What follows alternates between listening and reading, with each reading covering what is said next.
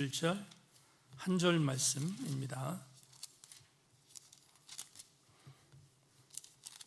네, 우리 자막이 나올 테니까요. 함께 봉독하겠습니다. 같이 합독합니다. 시작. 나는 하늘에서 내려온 살아있는 떡이니 사람이 떡을 먹으면 영생하리라. 내가 줄 떡은 곧 세상의 생명을 위한 내 살이니라 하시니라. 아멘.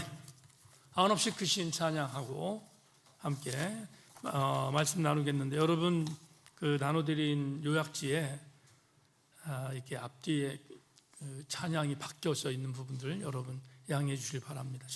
다음부터는 조금 더 세밀하게 복사하겠습니다. 한없이 크신 찬양하겠습니다.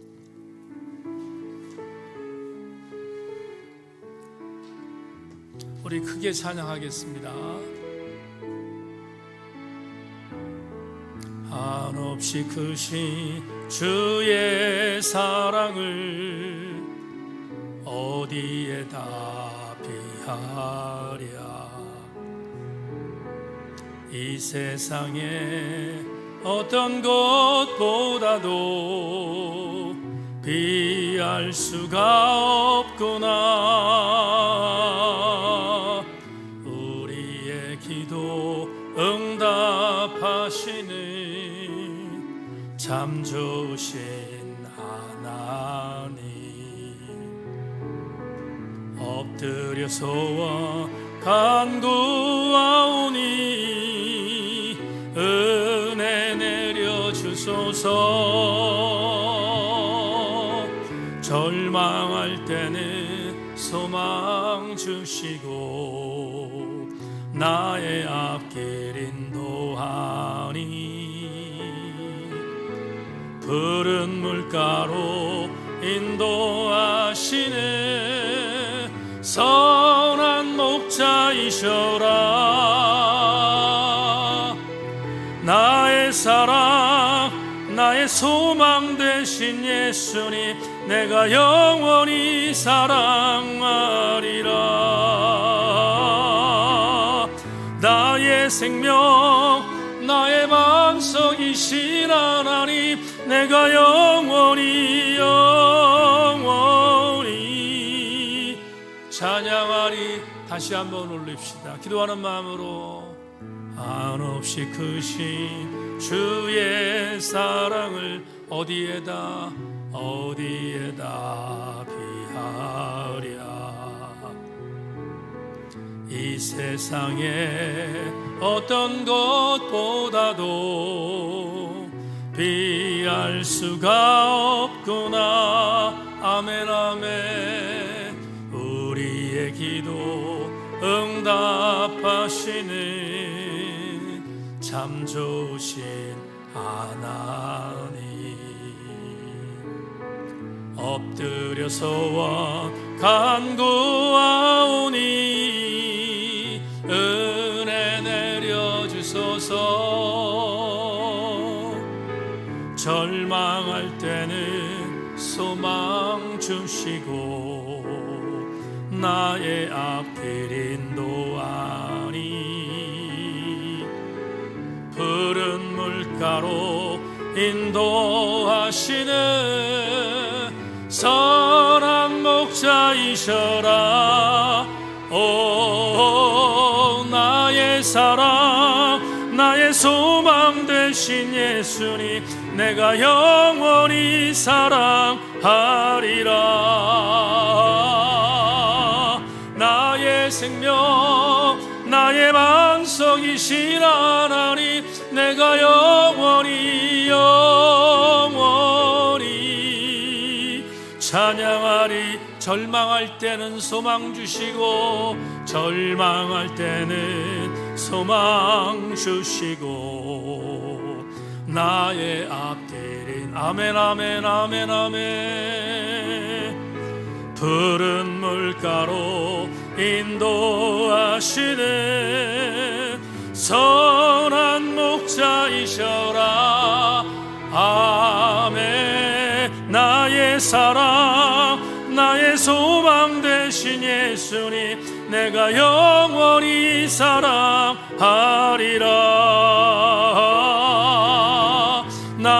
나의 생명 나의 반석이신 하나님 내가 영원히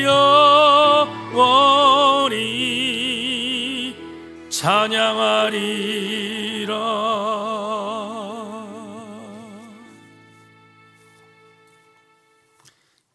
오늘 예배를 나올 때 어떤 마음을 갖고 나왔든지 말씀을 듣고 난 뒤에는 내가 예배를 정말 잘 나왔군요 라고 주님 앞에 고백하고 돌아가는 귀한 이 시간이 되게 하여 주옵소서.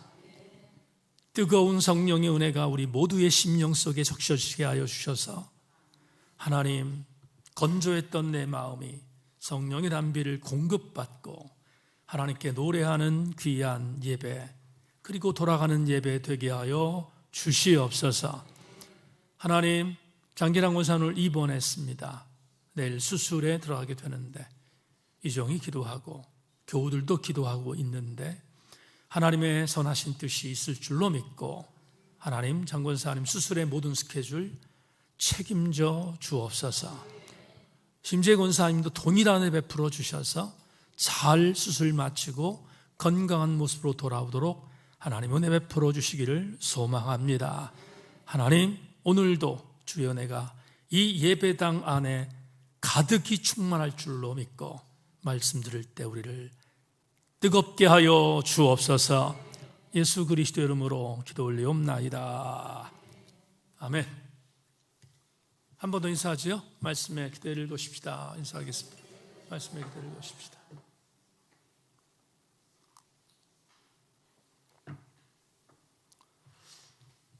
오늘 잠깐 기도를 그렇게 했는데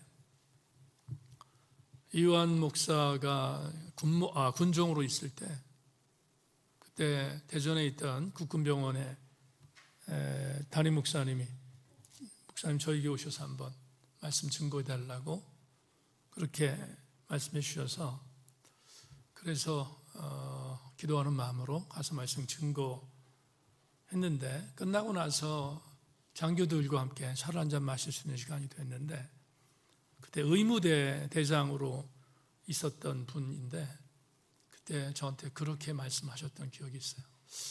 목사님, 오후 예배인데 그 예배의 어간 속에서 항상 갈등할 때가 있습니다. 오늘 예배를 나갈까 말까 갈등할 때가 있는데 그때 의무대장 되신 그분이 저한테 그랬어요. 오늘 예배 안 나왔으면 큰일 날 뻔했습니다. 이렇게 이 말씀 듣게 하시려고 갈등했는데 나오게 하셨군요. 그렇게 말씀하셨는데 여러분이 오늘 그날 되기를 주의 이름으로 소망합니다. 그런 은혜가 있었으면 참 좋겠다 하는 그런 간절한 마음을 갖고 말씀을 준비했습니다. 오늘 제 말씀을 드리겠지만 오늘 요한복음 6장 51절을 그냥 넘어갈 수 있는 구절이긴 한데 영적인 부분에 조명이 현재 있어서 그냥 가서는 안 되겠다 생각해서 오늘 한 절이지만 집중해서 말씀을 나누려고 합니다. 오늘 여러분과 나눌 제목은 내 살이니라 이런 제목 갖고 말씀을 나눌 터인데 여러분 돌아갈 때 잘 나왔다고 간증하고 돌아가기를 다시 한번 주의 이름으로 소망합니다. 제가 오늘 이 설교를 준비를 하게 된 이유를 좀 잠시 말씀드린다면 저는 이 설교를 그냥 넘어갈 수 없었습니다. 왜냐하면 자꾸만 질문하게 하셨습니다. 이 본문, 오늘 주어진 이 본문 51절을 가지고 주님이 자꾸만 질문하게 하셨습니다. 그래서 질문한다는 것은 주님이 주실 조명이 있다는 것을 확신하는 거거든요. 그래서 이 말씀은 준비해서 설교하겠다. 오늘 설교 준비를 했는데 좀 치열했습니다. 쉽지 않았습니다. 왜냐하면 오늘 본문은 1절 한 절이지만 쉽지 않은 본문이기 때문에 그렇습니다. 그래서 여러분에게 오늘 설교를 준비했던 과정 속에서 자꾸만 질문하게 하셨고 질문하게 하셨던 그 이유에 대하여 여러분과 나눌 때 하나님은 이런 말씀하시겠구나 하는 생각이 들어서 여러분과 함께 말씀 나누기를 원하는데 여러분 오늘 본문 51절을 다시 한번 읽겠습니다. 여러분 오늘 본문은 절대로 쉽지 않은 본문인데 그러나 잘 따라오시면 정말 은혜로운 시간이 될 줄로 믿고 함께 가시기를 원합니다. 오늘 본문 다시 한번 읽겠습니다. 시작. 나는 하늘에서 내려온 살아있는 떡이니 사람이 이 떡을 먹으면 영생하리라. 내가 줄 떡은 곧 세상의 생명을 위한 내 살이니라 하시니라. 다 같이 아멘 합시다. 여러분, 이 구절 중에서 전반절과 후반절 두 절을 나눕니다. 전반절과 후반절을 나눈다면 전반절은 우리가 이해하는데 어렵지 않습니다. 왜냐하면 이미 살폈기 때문에 직전 설교들을 통해서 전반절은 우리가 함께 살폈는데 오늘 51절이 주목할 이유가 뭐냐 하면 후반절 때문입니다. 자, 전반절 나눴으니까 전반절 조금 다시 한번 복귀한다면 수요일 오늘이 쉬운 두 번째 강의인데 49번째 강의할 때 떡 잘 먹기라는 제목으로 설교한 거 기억나십니까? 네, 떡 잘 먹기라는 제목을 갖고 설교할 때 전반절에 있는 말씀에 대한 부분들을 나누었습니다. 다시 한번 잠시 빠르게 복귀한다면 이런 뜻이죠. 베세다에서 오병이어의 기적을 베푸셨던 주님을 찾아서 거기 약 2만 명 정도 되는 사람들이 가버나움으로 예수님을 찾아왔다고 말씀을 드렸습니다. 찾아온 이유는 분명했습니다. 여러분, 유대인들이 베세다에서 가버나움까지 주님을 찾아온 이유는 분명합니다. 첫째는 뭐냐 하면 오병이어의 기적을 또 한번 보고 싶었기 때문이고, 두 번째, 오병이어의 기적을 베푸시는 주님은 우리에게 먹을 걸 채워주시는 분이니까 이분을 왕으로 영립하면 우리가 경제적으로 혹은 정치적으로 우리는 걱정 없이 살 수 있을 것을 생각했기 때문에 주님을 찾아왔습니다. 그래서 주님에게 찾아왔던 유대인들이 맨 처음 질문한 게 뭐냐 하면 주님, 왜 우리 허락 없이 여기까지 왔습니까? 우리에게 또 다른 기적을 보여주길 원합니다 라고 주님께 압박합니다. 그러자 그 압박의 내용을 주님이 아셨잖아요. 모르는 게 아니라 아셨다고요. 근데 그 압박 자체가 조금은 불순했습니다. 그리고 주님 보시기에도 아름답지 않았습니다. 그들이 찾아온 이유를 아셨던 주님이 유대인들에게 이제 너희들에게 내가 진짜 하고 싶은 말을 하겠는데 내가 너희들에게 육체적인 떡을 주는 사람이 아니다. 나는 하늘에서 내려온 살아있는 떡이다. 이 떡을 먹어라. 기억나시면 아멘. 여러분 기억나시죠? 살아있는 떡이니 이 떡을 먹어라. 그러면서 말씀하셨습니다. 이 떡을 먹으면 영생할 것이다. 이 떡을 먹으면 다시는 배고프지 않을 거다. 이렇게 말씀했습니다. 그러자 이 뜻이 무슨 뜻인지를 잘 몰랐던 내가 하늘에서 내려온 살아있는 떡이라고 말하는 예수님 말씀에 유대인들이 굉장히 불쾌하게 여겼습니다. 우리 지난주에 봤죠? 불쾌하게 여겼습니다. 왜 그랬습니까? 불쾌하게 여긴 이유는 한 가지입니다. 지금 그 말을 하는 나사렛 예수의 어머니, 아버지, 형제들이 우리가 살고 있는 나사렛에서 지금 보이고 있는데 그의 형이었던, 그의 오빠였던 이 사람이 어떻게 하늘에서 내려온 떡일 수 있나? 라고 대항한 것입니다. 육체적으로 보이는 것에 대한 부분을 놓고 그들은 살아있는 떡이라는 말을 믿지 못한 겁니다. 더군다나 기가 막힌 것은 뭐냐 하면 하늘에서 내려왔다는 말을 그들은 인정할 수 없었습니다. 그러면 주님이 물러서야 되는데 주님은 한 발 더 나갑니다. 이게 오늘 본문이에요.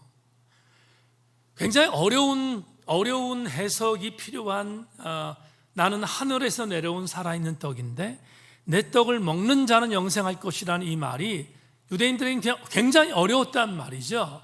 그것 때문에 주님을 경원시했고 주님에 대한 이 설명에 대해서 별로 받아들이지 않았던 그들에게 타일러야 할 주님이 타일러지 않고 한 발 더 나갑니다. 그 한 발 더 나간 게 오늘 51절은 점입가경이에요. 왜 그런가 하면 더 어렵습니다. 51절 해석이 이제 말씀을 제가 드릴 거니까 그럼 해석이 되는 거지 이 자체를 놓고 볼 때는 무슨 말인지 모릅니다. 보세요. 51절 오늘 후반절 볼까요? 후반절입니다. 오늘 보면 후반절이 이렇게 말합니다. 내가 줄 떡은 곧 세상의 생명을 위한 내 살이니라 하시니라. 같이 한번 읽을까요? 시작. 내가 줄 떡은 곧 세상의 생명을 위한 내 살이니라 하시니라. 이 말 여러분 이해하십니까? 무슨 말입니까? 이 말을 이해하시는 분이 있으면 제가 오늘 강대상에 초청할게요. 오셔서 한번 설교하시면 될 것 같습니다. 근데 이 말이 확 들어오지 않아요. 저도 확 들어오지 않았는데 여러분 들어오시겠습니까? 이 말이 잘 들어오지 않아요. 내가 줄 떡은 곧 세상의 생명을 위한. 자 보세요. 내가 생명의 떡이라고 했으니까 주님이 떡을 주장하는 거는 천번 만번 양보해서 뭐 이해할 수 있을 것 같습니다. 그럴 수 있을 것 같아요. 왜냐하면 내가 하늘에서 내려온 생명의 떡이라고 말씀했으니까 내가 너에게 이제 준다, 이 떡을 줄 거다. 근데 세상의 생명을 위한 거다까지는 해석할 수 있어요. 가능해. 근데 결정타가 뭐냐 하면 갑자기 주님이 이렇게 말씀하십니다. 그게 바로 내 뭐라고 했어요? 살이다. 이렇게 말합니다. 와, 이건 정말 점입가경이잖아요. 하늘에서 내려왔다는 말도 어려운데 이해할 수 없어요. 왜냐하면 나사렛에 같이 자랐던 사람들이 있는데 하늘에서 번쩍 내려왔다는 말을 믿으란 말입니까? 믿지 못하잖아요. 이해할 수 없단 말. 근데 한 발 더 나가셨어요. 근데 내가 너에게 주는 떡, 이 떡은 내 살이다. 이렇게 말씀하셨어요. 이게 쉽지 않아요. 도대체 살이 뭐지? 주님이 내 살이라고 말했는데 떡이 왜 갑자기 살로 바뀌었지? 질문해야 되잖아요. 저도 질문했다고요. 질문하게 만든 게 오늘 설교의 이유예요. 질문해야 돼요.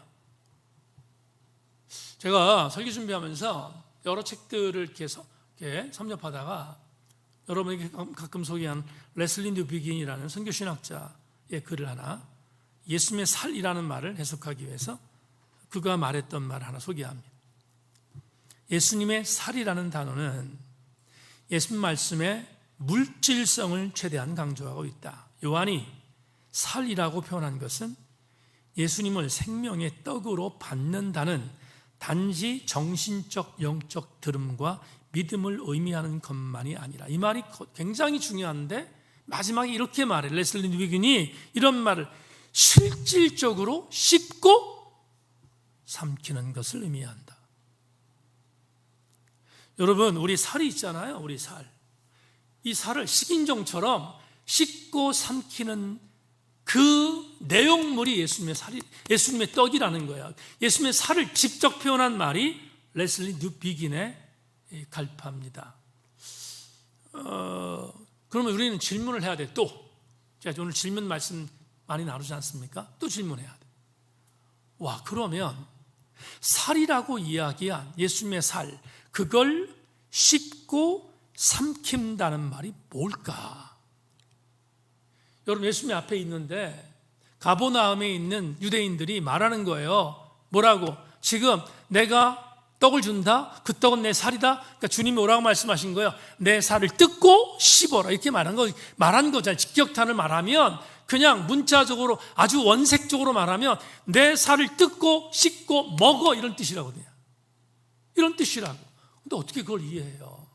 식인종도 아닌데 어떻게 이해해? 씹고 삼킨다는 말이 뭐지? 주님이 우리를 위해서 떡을 주신다고 했는데 그 떡이 살이야. 그래서 그 살을 씹고 먹으라. 지금 레슬리 뉴비긴은 영적인 정도의 말이 아니라는 거예요. 직접 먹는 거라고 말하고 있단 말이에요. 저는 동의해요. 동의했으니까 인용했죠. 그러면 도대체 예수님의 살을 씹고 삼키는 게 뭐냐 이 말이에요. 또 질문해 보죠. 뭐겠냐 이 말이에요. 설교 준비하다가 원고에 이거 실어야 되나 말아야 되나 고민을 정말 많이 했는데요. 여러분, 도올 김용옥 박사 아시죠? 도올 선생. 가끔 보면 난 정말 그분의 어떤 지성은 믿지만 그분의 목소리를 들으면 아주 정말 힘든 그런 분이잖아요. 그런 분인데 더군다나 이 양반이 한국신학대학교를 다니다가 중퇴를 했는데 기독교 독설가로 유명하지 않습니까? 저는 크리스천이라고 생각하지는 않아요. 김영욱 씨가 크리스천이라고 생각하지는 않고 그냥 기독교적인 지식에 대해서 굉장히 해박한 사람이다 라고 인정할 수밖에 없는 그런 지성입니다. 그건 분명히 인정합니다. 그런데 이 양반이 너무 아는 게 많으니까 더군다나 신학대학을 공부했던 사람이니까 이 양반 요한복음 강해라는 책을 썼어요. 요한복음 강해입니다. 많은 사람들이 불원문서라고 가까이 하지 않는 책인데 저는 이 책을 구입해서 읽었던 이유가 뭐냐 하면 들을 만한 일들이 많습니다. 김영욱 씨가 썼던 이 요한복음 강해라는 책에서 정말로 들어야 할 만한, 귀담아 들어야 할 만한 내용들이 있기 때문에 그래서 제가 밑줄 그으면서 이 책을 읽었거든요. 오늘 본문이 대표적인 겁니다. 여러분, 김영욱 씨가 이런 얘기를 해요. 씻고 삼킨다. 내 살, 예수 그리스도의 살을 씻고 삼킨다는 말을 기가 막히게 해석해놨어요. 독설가의 말로 듣지 말고 오늘은 여러분 들어보십시다. 그가 이런 말을 합니다. 예수님은 로고스다. 예수님은 하나님의 말씀이다. 그 말씀은 육화된 것이다. 즉 그의 살과 피를 먹고 마신다는 것은 그의 말씀이라는 살을 먹고 그의 말씀이라는 피를 마신다는 말이다. 다시 말해 하나님이 선언하신 진리의 말씀을 먹고 마심으로써 그것이 나의 살과 피가 된다는 것이다. 여러분, 김영욱 씨가 이 말을 했다는 게 놀라워요. 놀랍습니다. 이 사람 크리스천 아닌데 알고 있는 지식 갖고도 이 정도로 말할 수 있다면 대단하다는 생각을 했어요. 왜냐하면 더 실질적으로 말할게요. 제가 오늘 여러분이 전하고 싶은 메시지가 김영욱 박사의 이 말 속에 들어있기 때문에 예수님이 내가 너희를 위하여 온 살, 내가 내 살을 너에게 준다.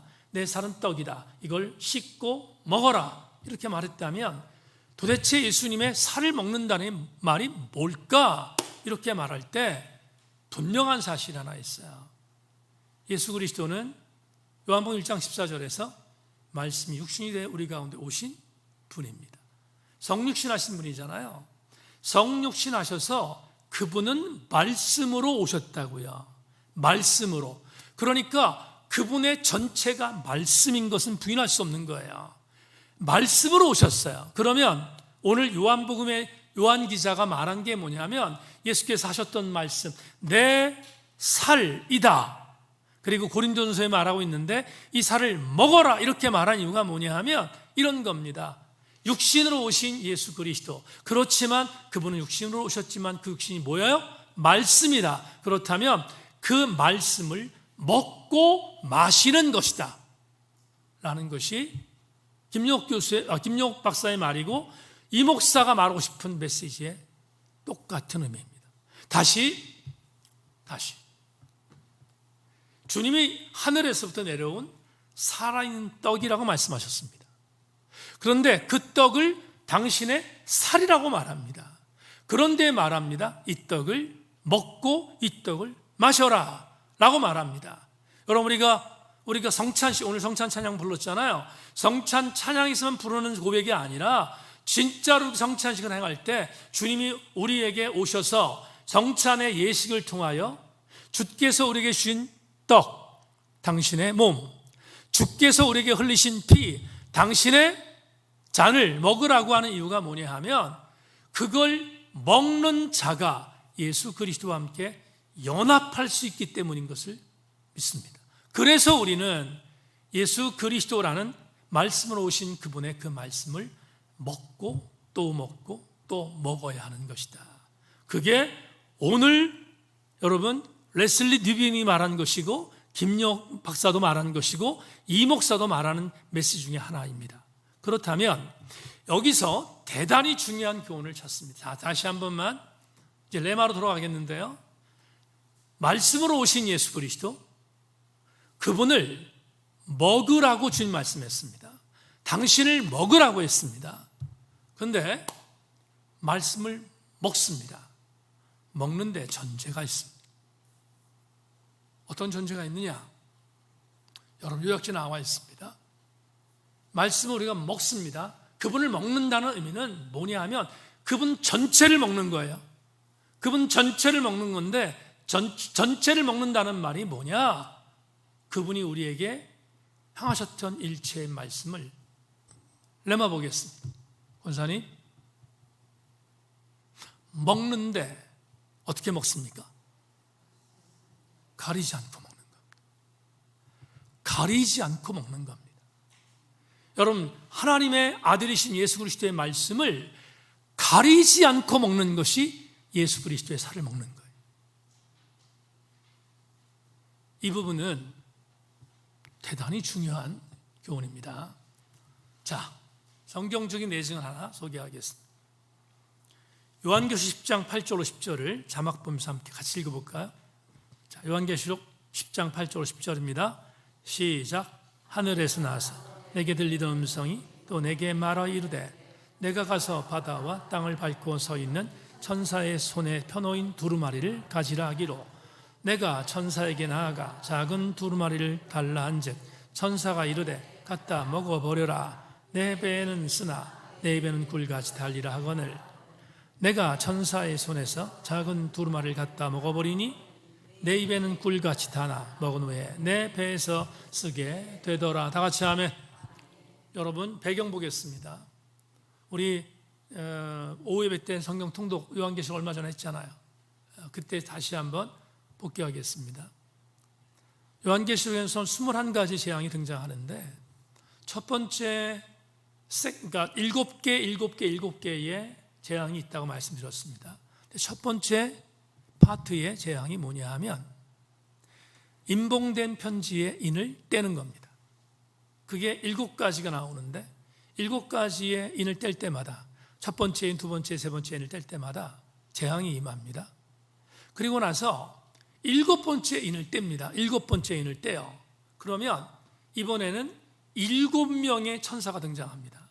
7명의 천사가 등장하는데 7명의 천사가 와서 나팔을 붑니다. 첫 번째 천사가 나팔을 불고 두 번째, 세 번째 천사가 나팔을 붑니다. 그때 나팔을 불 때마다 재앙이 또 임합니다. 그게 7천사까지 이어집니다. 근데 오늘 요한계시록 10장은 뭐냐 하면 7번째 천사가 나팔을 불 때 일어나는 재현상들에 대한 부분들이 본문 요한계시록 10장에 있습니다. 그런데 7째 천사가 나팔을 불려고 하는데 갑자기 환상이 보입니다. 사도 요한에게 환상이 보이는데 무슨 환상이 보이냐면 천사가 한 명이 등장하는데 그 천사가 굉장히 거룩한 모습으로 등장합니다. 그 천사는 가만히 보니까 그 천사의 손에 두루마리 책이 들려있어요. 두루마리 책이. 근데 음성이 들립니다. 두루마리 책을 천사가 주면서 요한에게 말합니다. 이 두루마리를 뭐하라? 먹어라. 이렇게 말합니다. 먹어라. 요한계시록에 나온 환상이니까 그대로 요한계시록의 저자의 말 그대로 말합니다. 그 책을 봤는데 천사가 말을 합니다.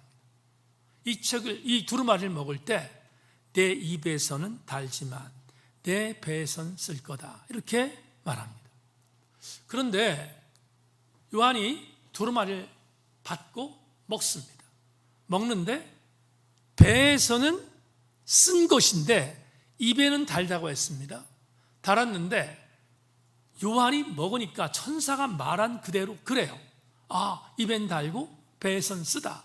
그런데 요한의 느낌 속에 입에서 분명히 달았는데 입에서 단 것에 대한 부분의 강조점이 아니라 사도 요한에 대한 부분에 이 두루마리 책을 먹는 거에 가장 중요한 포인트는 뭐냐 하면 쓴 게 그에게 더욱더 기억이 남는 거예요. 여러분, 제 말 잘 들으셔야 합니다. 분명히 천사가 말한 대로 입에는 달고 배에선 쓰게 될 거라고 말했는데 입에서 단 느낌에 대한 부분을 사도 요한은 별로 그렇게 기억하지 못합니다. 더 강조점을 둔 게 뭐냐 하면 먹었는데 잠깐 달콤하다가 배에서 쓴 느낌이 확 온 겁니다. 확 얻습니다. 그러면 도대체 이게 무슨 의미지? 두루마리 책을 먹었는데 잠깐 달다가 배에서 뱄었지. 그게 뭐지? 그것도 오늘 선교 준비하면 질문해 봤습니다. 이거에 대한 부분에 있어서 가장 적절한 조명이 뭘까에 대한 부분을 질문했습니다. 그러다가 한 번만 더 김용옥 박사의 얘기를 여러분에게 소개하겠습니다. 다른 추석보다 제게 왔던 해제가 이게 옳기 때문에 말씀드리는 거예요. 제가 김용옥 박사를 막 존경하고 그러지 않습니다, 여러분. 저도 목소리 들으면 아주 힘들거든요. 그러니까 존경하지 않아요. 존경하지 않지만 그러나 그가 말한 부분에 들을 말이 있어서 소개하는데, 쓰다는 개념이 뭔지를 김 박사가 요한복음 강해에서 이렇게 씁니다. 그의 살과 피를 먹는다는 것은 5천 명처럼 포만감에 젖는 게 아니라 예수의 고난과 순환과 죽음과 부활에 동참한다는 것을 의미한다.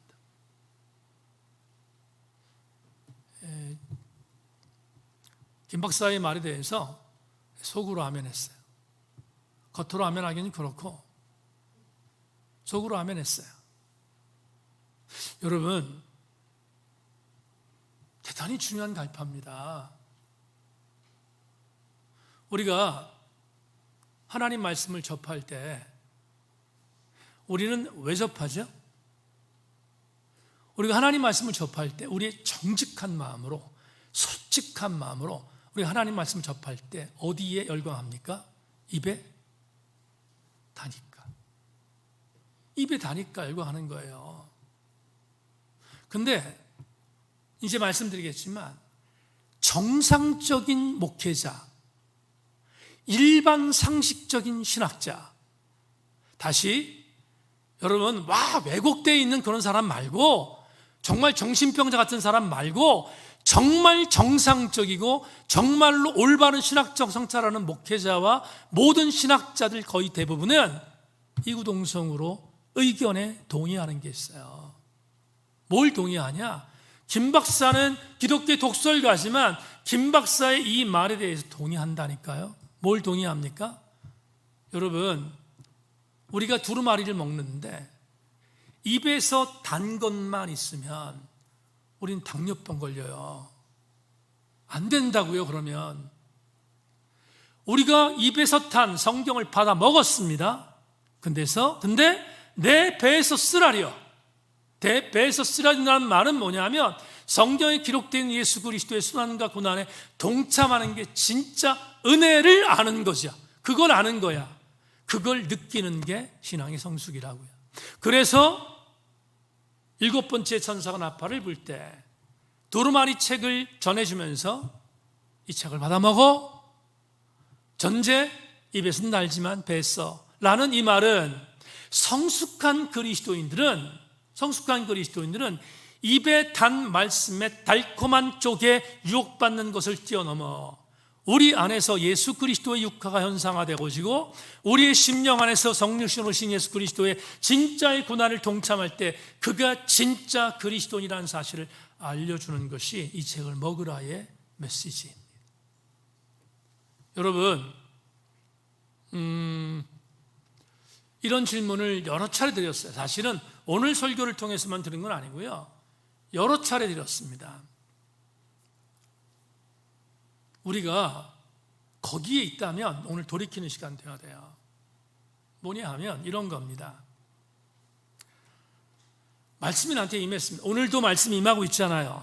말씀이 임했어요. 새벽마다 말씀이 임하고요, 여러분 묵상할 때 말씀이 임하고 계속 임하고 있습니다. 담임 목사는 징글맞게 묵상하라 계속 말하니 얼마나 말씀의 홍수에 우리가 지금 있습니까? 그런데 그렇게 수많은 말씀을 내가 봤는데 혹시 여러분 가운데서 멀리 가지 않는 거예요. 오늘 우리 교회 성도들에게 많은 사람 보니까, 물론 이 유튜브 방송의 설교를 외부에 있는 사람 듣겠지만 묻는 겁니다. 혹시 내가 예배를 드리고 내가 말씀을 듣는데 말씀을 취사 선택하는 분이 계십니까? 말씀을 취사 선택하는 분이 있습니까를 묻습니다. 어떻게? 취사 선택은 한 가지입니다. 내가 말씀을 듣고 이 말씀이 나에게 적절한 유리함으로 다가오면 아멘합니다. 그런데 조금이라도 나에게 거북하고 조금이라도 나에게 껄끄러운 상황이 되면 아멘하지 않습니다. 그게 뭐지요? 취사 선택입니다. 그런데 성경이 말하잖아요. 두루마리를 먹고 나서 입에 달아. 그런데 그 입에 단 두루마리를 먹고 배에서 소화시키는 성숙한 사람이 되려면 쓴맛을 알아야 된다는 거잖아요. 제가 설교할 때 인용하는 유진 피터슨 목사님 메시지를 정말 많이 말하잖아요. 근데 메시지는 정말 유진 피터슨 목사님이 쓴 아주 좋은 책이긴 하지만 그분이 쓴 여러 책들이 있습니다. 근데 저는 유진 피터슨이 썼던 책 중에 걸작 중에 걸작이라고 하면 이 책을 먹으라라는 책을 들어요. 이 책을 먹으라 해서 유진 피터슨이 이런 말을 합니다. 여러분 정말 잘 새겨야 될 말씀인데요. 오늘날 기독교 공동체가 직면하고 있는 가장 급박한 과제 하나는 성경을 자기 주권적 목적을 위해 사용하는 태도를 버리고 그 성경을 철저히 살아내는 것의 의미가 무엇인지 다시 한번 단언함으로써 이 마지막 말이 전율합니다. 유진 피터슨이 말합니다. 그렇게 함으로써 자기의 주권성에 대하여 대항하라. 이 말 풀을까요? 자기의 주권성에 대해서 대항하라는 말이 뭡니까? 성경을 읽었습니다. 하나님 말씀을 먹었는데 하나님 말씀을 정말로 잘 먹은 사람은 절대로 자기 중심적으로 살지 않는다는 거예요. 결코 자기 중심적으로 살지 않는다는 거예요. 만에 하나 내가 성경을 읽었는데 그 성경을 읽었음에도 불구하고 먹었음에도 불구하고 내가 내 중심성에서 이탈하지 않아 그대로 유지해? 그럼 여러분 나는 심각한 병에 든 사람인 거예요. 말씀을 왜 읽는가? 자기 중심적 삶을 자기 중심에서 이타적 삶으로 바꾸려고 성경을 읽는 것이, 그것 때문에 성경을 읽는 거예요 우리가. 근데 하나도 변하지 않아? 나는 여전히 그대로야. 하나님 말씀 나한테 부담됩니다. 하나님의 말씀 나는 노면하겠습니다. 그런데 우리는 그리스도인의 이름으로 살아. 어떻게 가당한 일입니까? 그렇지 않습니다. 유진 피터슨이 자기 주권성에 대하여 대항하기 위하여 성경을 읽어라. 여러분 정말로 가슴에 담아야 할 아주 중요한 성찰이 아닐 수 없습니다. 한 사람 이야기 더 말씀을 드릴까요? 여러분 제가 존경하는 김기성 목사님이 은퇴하면서 쓰셨던 고백의 언어들이라는 책에서 죄를 정의합니다. 죄가 뭐지? 누구 때리고 빼앗고 사기질 치고 다 죄입니다. 그런데 김기성 목사님이 은퇴하면서 남긴 죄에 대한 성찰은 잊을 수가 없는데요. 그분이 이런 말을 합니다. 죄에 대해 설명하는 다양한 방식이 있겠습니다만 저는 죄란 타자와 더불어 살아감에 있어서 자기 한계를 받아들이지 않고 자기를 세계 중심에 놓으려는 무한 욕심이라고 말하고 싶습니다. 똑같지 않습니까? 신앙생활 똑바로 해야 될 이유가 뭐냐? 그 이유가 뭐냐? 내가 신앙생활을 정말 잘하고 있는가? 하나님 말씀을 취사 선택하지 않습니다. 하나님 말씀을 나에게 유리한 것을 받아들이고 유리한 것에 아멘하고 불리한 것은 내치는 그런 삶을 살지 않아요. 신앙생활 정말 잘하는 사람은 내 자기의 주권성, 내 자기의 중심성을 성경을 읽으면서 내려놓는 게 그게 신앙이다라고 성경 우리에게 말하고 있습니다. 여러분, 주님이 내 살이다. 먹고 씹고 삼켜라. 다음 주에 먹고 씹고 삼키는 메시지가 우리 현실적으로 어떤 의미인지를 여러분 쉬운 세 번째 강의에서 말씀 나눌 거예요. 다음 주에 굉장히 자세히 말씀을 나누겠지만 오늘 분명한 사실은 뭐냐? 오늘 주시는 것, 말씀은 하나님이 성육신하셔서 오셨던 예수 그리스도의 그 말씀을 여러분 편식하지 않는 것입니다. 가리지 않고 먹는 거다. 좋은 것 취하고 나쁜 것은 취하지 않는 그런 삶이 아니라 나쁜 것도 하나님 말씀이라면 나에게 유익이 될 것이라고 믿고 그것들 따라 함께 성취하고 그렇게 순종하는 삶, 그게 진짜 그리스도인의 삶이다 라는 것을 우리에게 알려줍니다. 이제 말씀을 맺으려고 합니다. 이번 주간 월요일하고 화요일하고 금요일 날은 제가 운동을 나가는데 월요일 날 탁구장에 나갔습니다. 근데 이제 제가 나가는 탁구장에 등록한 지 한 달 좀 넘었나? 한 여성 회원이 있습니다. 여성 회원이 있는데 얼마나 열심인지 몰라요. 아주 막 굉장히 열심히, 한 50대 중반쯤 됐을까? 굉장히 열심입니다. 열심인데 그날은 갔는데 아주 정말 뭐라고 표현되나요? 운명적으로 그 여인을 만났어요. 이상하게 생각하지 말고 운명적으로 만났어요. 왜냐하면 다른 사람은 다 파트너가 있는데 제가 간 시간에 그 여성 회원하고 저밖에 없는 거예요. 얼마나 운명적이에요. 운명적이지. 근데 말을 안 하는데 관장님이 그래요. 목사님 좋은 말 할 때 저 여성 회원과 파트너 해주세요. 이렇게 말하는 것 같아요. 그 관장님이. 근데 뭐 그러면 저는 반드시 순종하는 마음으로 하거든요. 그래서 그 여성 회원과 그날 제가 파트너가 돼서 이렇게 같이 여러 가지를 지도해 줬습니다. 한 달밖에 안 됐으니까 얼마나 많이 어줍겠습니까? 어줍지 않겠어요? 막 서툴기도 하고. 근데 대단히 열심인 거예요. 그러니까 설렁설렁 가르칠 수가 없는 거예요. 그래서 저도 제 딴에 굉장히 열심히 가르쳐 줬습니다. 정말 최선을 다해서 열심히 가르쳐 줬습니다. 한 1시간 정도 파트너가 돼서 함께 땀 흘리면서 운동하면서 가르쳐 줬습니다. 다 끝나고 나서 오늘 여기까지 합니다. 네, 수고하셨습니다 하고 마쳤습니다. 근데 여성 회원이 저한테 왔어요. 오더니 저한테 그래요. 이렇게 90도 인사를 하면서 저한테 뭐라고 그러냐면 선생님 수고하셨습니다. 이렇게 말하는 거예요. 선생님 정말 수고하셨습니다. 감사합니다. 이렇게 말하는 거예요. 근데 갑자기 그 여인이 고개를 숙이고 선생님 정말 수고하셨습니다. 이렇게 말하는데 선생님이라는 단어가 너무 낯선 거예요. 저한테. 들어봤어야지 뭐 제가. 그 소리는 들어본 적이 없잖아요. 별로. 선생님이라는 말은 별로 들어본 적이 없다고요. 낯설었습니다. 그래서 어줍지 않게 인사했어요. 그리고 정리하고 이제 집으로 돌아오는데 자꾸만 그 선생님이라는 단어가 떠오르는 거예요. 저한테. 선생님. 그 소리가 이렇게 떠오르는 거예요. 그래서 제가 생각했어요. 선생이 뭐지? 선생이 도대체 뭐지? 왜 이렇게 저게 낯설지만 왜 자꾸만 떠오르지? 그래서 오늘 설교 준비하다가 선생이라는 단어를 위키피디아에 찾았어요. 먼저 선자의 날생자. 문자적으로 말하면 뭐죠? 먼저 난 사람. 선생이에요. 그런데 위키피디아에서 사전에서 먼저 난 사람으로 해석하지 않아요. 선생을 이렇게 해석했습니다.